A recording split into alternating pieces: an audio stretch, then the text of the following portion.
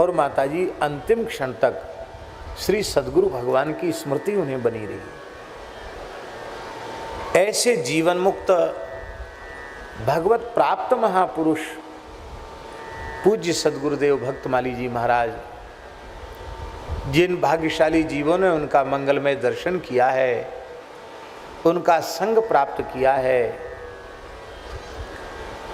उनसे यदि पूछो, उनके हृदय से पूछो, तो एक ही वाक्य निकलेगा, अब न आंख तरी आवत को।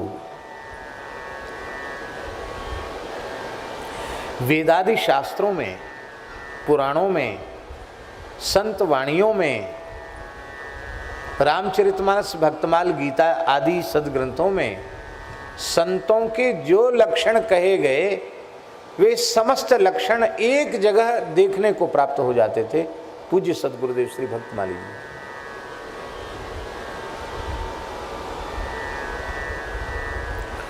कभी अपनी गरिमा का, अपनी महिमा का, अपने प्रभाव का, अपने संपूर्ण जीवन में कभी उन्होंने प्रदर्शन नहीं किया। पूरे जीवन में न 1 इंच भूमि खरीदी,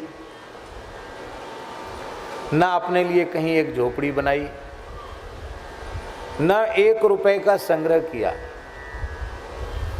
कपड़े आ जाते थे माताजी तो संतों का स्मरण करते थे, वस्त्र आते ही, ये धोती निर्वाणी यानी के महन जी आएंगे उनके लायक है, ये अचला स्वामी प्रकाशानंद जी आएंगे उनके लायक है, ये श्री बनवारी शरण जी के लायक हो, एकदम सफ़ेद कपड़ा पहनते हैं बिना किनारी का, ये उनके लायक है। कपड़ा आते ही संत का नाम लिख जाता था उस पर, और वो संत आ गए तो उनको दे दिया। स्वयं तो फटे पुराने वस्त्र से अपना कार्य चलाते थे। संस्कृत के उद्भट विद्वान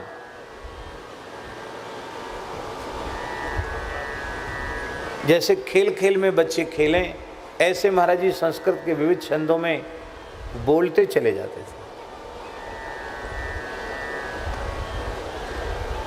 एक हमारे काशी के एक महापुरुष हैं श्री वेदांती जी, कमलदास जी महाराज, अनंत आनंद द्वाराचार्य, तो काशी पढ़ते थे। पहले महाराज जी के पास पढ़ते थे, फिर काशी पढ़ने लगे। तो अखिल भारतीय स्तर की श्लोकांत्याक्षरी आयोजित हुई। उसमें अनुष्टुप नहीं बोला जाता है, क्योंकि अनुष्टुप सरल है, अनुष्टुप जल्दी याद कर लेते हैं। तो अनुष्टुप को छोड़कर और छंद आपको संस्कृत के बोलने होंगे। तो वो आए, बोले महाराज जी हमारा भी नाम विश्वविद्यालय की ओर से अखिल भारतीय स्तर की प्रतियोगिता में गया है, तो इन अक्षरों के श्लोक नहीं मिलते हैं। जैसे यहाँ णा आदि में यहाँ हो, आदि में णा हो, ये अक्षर कहाँ मिलते हैं? ढा, ठा, ऐसे अक्षर। महाराज जी बोले पूरी सूची लिख दो कि कौन कौन से आद्यक्षर वाले श्लोक नहीं मिलते हैं। तो उन्होंने एक पेज पे लिख दिए। महाराज जी ने तुरंत कलम उठाई और उस एक एक अक्षर के ऊपर प्रत्येक छंद अलग, पृथक पृथक छंदों में, और उन्होंने लिख दिए श्लोक। इंद्र वज्रा, उपेंद्र वज्रा, भुजंग प्रयात, शिखरिणी, तोटक, कई छंदों में लिख दिया। सर्गधरा और मालिनी, ऐसे ऐसे छंदों में महाराज जी ने लिखा। और जब वो उन्होंने वहाँ श्लोक प्रस्तुत किए तो अखिल भारतीय स्तर की श्लोकांत्याक्षरी प्रतियोगिता में वो प्रथम श्रेणी में उत्तीर्ण हुए। तो जो नंबर देने वाले आचार्य थे उन्होंने कहा ये श्लोक होते ही नहीं, तुम कहाँ से ले आए, ये किस ग्रंथ के हैं, किस पुस्तक के श्लोक हैं? बोले हमारे गुरुजी ने लिख के दिए। आपके गुरुजी? महाराज जी का नाम लिया। ऐसे लिखते थे। ब्रज साहित्य परिषद न्यास का उन्होंने गठन किया 1956 में कि ब्रज के जो भक्त कवि हैं उनके चरित्र को, उनके कृतित्व को लोग भूलते चले जा रहे हैं, तब 12 आचार्यों की जयंती मनाई जाए। और आपने ब्रज साहित्य परिषद का गठन किया।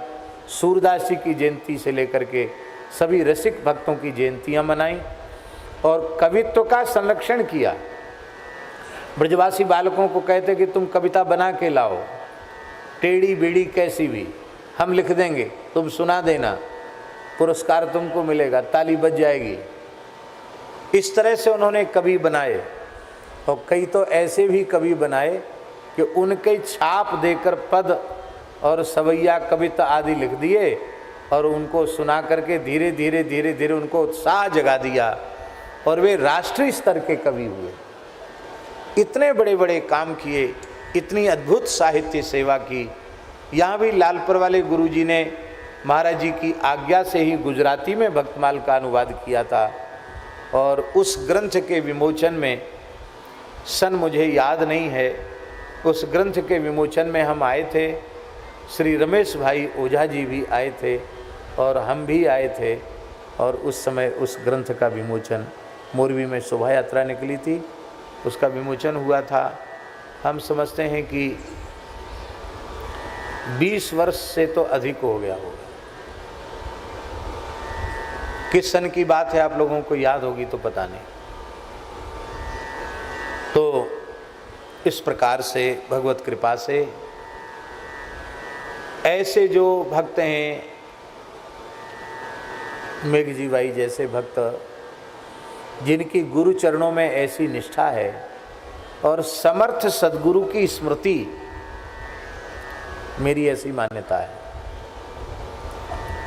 हम अपने विचार किसी पर थोप नहीं रहे, पर मेरी ऐसी मान्यता है, सद्गुरु की स्मृति और भगवान श्री हरिहर की स्मृति ये दो नहीं है, एक ही है, एक ही है। गुरु स्मरण भगवत स्मरण ही है।